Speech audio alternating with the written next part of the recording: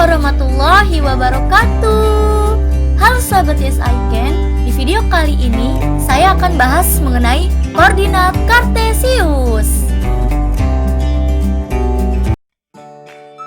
Setelah menonton video ini, kalian akan bisa menentukan posisi titik terhadap sumbu X dan sumbu Y.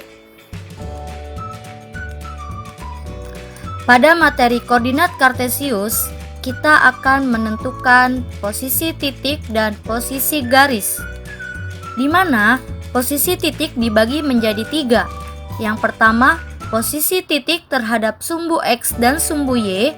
Yang kedua, posisi titik terhadap titik asal 0,0. Dan yang ketiga, posisi titik terhadap titik tertentu A, B.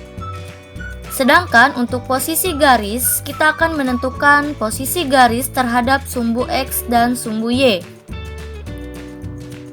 Pada video kali ini, kita akan bahas posisi titik terhadap sumbu X dan sumbu Y.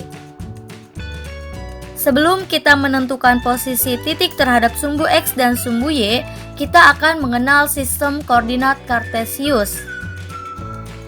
Sistem koordinat kartesius adalah suatu cara yang digunakan untuk menentukan letak suatu titik dengan menggunakan dua sumbu, yaitu sumbu X dan sumbu Y.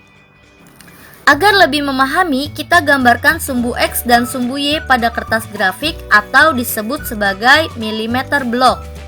Seperti ini, ada sumbu yang mendatar dan ada sumbu yang tegak, di mana sumbu yang mendatar atau horizontal ini adalah sumbu X, dan sumbu yang tegak atau vertikal ini adalah sumbu Y. Sumbu X disebut sebagai apsis, sedangkan sumbu Y disebut sebagai ordinat. Sumbu X dan sumbu Y berpotongan pada titik pusat atau titik asal 0,0. Untuk sumbu X yang berada di sebelah kanan nilainya positif mulai dari 1, 2, 3, 4, 5, 6, 7, dan seterusnya. Semakin ke kanan, nilainya semakin besar. Sedangkan sumbu X di sebelah kiri titik pusat bernilai negatif, mulai dari negatif 1, negatif 2, negatif 3, negatif 4, negatif 5, negatif 6, negatif 7, dan seterusnya. Semakin ke kiri, nilainya semakin kecil. Untuk sumbu Y di atas titik pusat bernilai positif, mulai dari 1, 2, 3, 4, 5, 6, dan seterusnya. Semakin ke atas, nilainya semakin besar. Dan untuk sumbu Y yang berada di bawah titik pusat bernilai negatif, mulai dari negatif 1, negatif 2, negatif 3, negatif 4, negatif 5, negatif 6, dan seterusnya. Semakin ke bawah, nilainya semakin kecil. Koordinat kartesius dibagi menjadi 4 bagian. Bagian yang pertama disebut sebagai kuadran 1 dengan X-nya bernilai positif dan Y-nya bernilai positif. Bagian yang kedua disebut sebagai kuadran 2 di mana X-nya bernilai negatif dan Y-nya bernilai positif. Untuk yang ketiga disebut sebagai kuadran 3 di mana X-nya bernilai negatif dan Y-nya bernilai negatif. Dan yang keempat disebut sebagai kuadran 4, di mana X-nya bernilai positif dan Y-nya bernilai negatif. Next. Menentukan posisi titik terhadap sumbu X dan sumbu Y. Posisi titik pada bidang dinyatakan dalam pasangan X, Y. Untuk lebih jelasnya, saya akan menggambarkan sebuah titik, yaitu titik A. Sebelum menentukan posisi titik A terhadap sumbu X dan sumbu Y, kita nyatakan titik A dalam pasangan X, Y terlebih dahulu. Untuk menentukan nilai X, kita tarik garis putus-putus dari titik A ke sumbu X. Kita perhatikan pada sumbu X, titik A ini berada pada angka 2. Jadi, X-nya bernilai 2. Dan untuk nilai Y-nya, kita tarik garis putus-putus dari titik A ke sumbu Y. Pada sumbu Y, titik A berada pada angka 4. Jadi Y-nya adalah 4. Jadi titik A dinyatakan dalam pasangan X, Y adalah 2,4. Kemudian kita akan menentukan posisi titik A terhadap sumbu X dan sumbu Y. Yang harus kalian ingat, satu kotak pada milimeter blok dihitung sebagai satu satuan. Oke, kita lanjutkan mencari posisi titik A terhadap sumbu X. Kita hitung dari sumbu X ke titik A yang bergerak ke atas sebanyak 1, 2, 3, 4. Jadi titik A berada 4 satuan di atas sumbu X. Kemudian untuk sumbu Y, kita hitung mulai dari sumbu Y ke arah kanan sebanyak 1, 2. Jadi posisi titik A terhadap sumbu Y adalah 2 satuan di kanan sumbu Y. Maka dapat kita simpulkan posisi titik A itu adalah 4 satuan di atas sumbu X dan 2 satuan di kanan sumbu Y.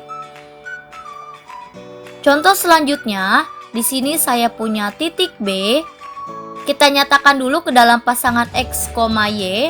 Untuk X-nya kita tarik garis putus-putus dari titik B ke sumbu X dan didapat nilai X-nya adalah min 4. Kemudian untuk Y-nya kita tarik garis putus-putus dari titik B ke sumbu Y dan didapat nilai Y-nya adalah 1. Jadi titik B adalah min 4,1.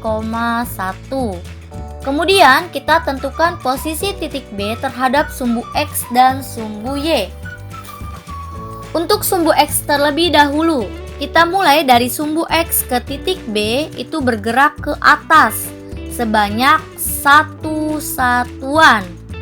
Jadi titik B 1 satuan di atas sumbu X. Dan untuk posisi titik B terhadap sumbu Y, kita mulai dari sumbu Y yang bergerak ke arah kiri sebanyak 1, 2, 3, 4. Jadi posisi titik B adalah 4 satuan di kiri sumbu Y. Contoh selanjutnya saya mempunyai titik C. Kita nyatakan dalam pasangan X, Y. Untuk X-nya kita tarik garis putus-putus ke sumbu X dan didapat X-nya adalah 4. Dan untuk Y-nya kita tarik garis putus-putus dari titik C ke sumbu Y dan didapat Y-nya adalah min 6. Jadi titik C dinyatakan dalam pasangan X, Y adalah 4,-6. Selanjutnya kita tentukan posisi titik C terhadap sumbu X dan sumbu Y. Untuk sumbu X terlebih dahulu, kita hitung mulai dari sumbu X ke titik C, yaitu bergerak ke arah bawah sebanyak 1, 2, 3, 4, 5, 6. 6 satuan. Jadi posisi titik C 6 satuan di bawah sumbu X. Kemudian untuk posisi titik C terhadap sumbu Y, kita hitung mulai dari sumbu Y ke arah kanan sebanyak 1, 2, 3, 4. 4 satuan. Jadi posisi titik C adalah 4 satuan di kanan sumbu Y. Contoh selanjutnya saya punya titik D. Kita nyatakan dalam pasangan X, Y. Untuk X-nya kita tarik garis putus-putus dari titik D ke sumbu X dan didapat nilai X-nya adalah min 6. Untuk Y-nya kita tarik garis putus-putus dari titik D ke sumbu Y dan didapat nilai Y-nya adalah min 4. Kemudian kita tentukan posisi titik D terhadap sumbu X dan sumbu Y. Untuk sumbu X terlebih dahulu, dari sumbu X ke titik D yaitu bergerak ke arah bawah sebanyak 1, 2, 3, 4. 4 satuan. Jadi posisi titik D adalah 4 satuan di bawah sumbu X. Sedangkan untuk sumbu Y-nya kita hitung mulai dari sumbu Y yang bergerak ke arah kiri sebanyak 1, 2, 3, 4, 5, 6. 6 satuan. Jadi posisi titik B adalah 6 satuan di kiri sumbu Y. Contoh yang terakhir saya punya titik E. Kita nyatakan dulu dalam pasangan X, Y. Untuk X-nya kita tarik garis putus-putus dari titik E ke sumbu X. Maka didapat nilai X-nya adalah min 7.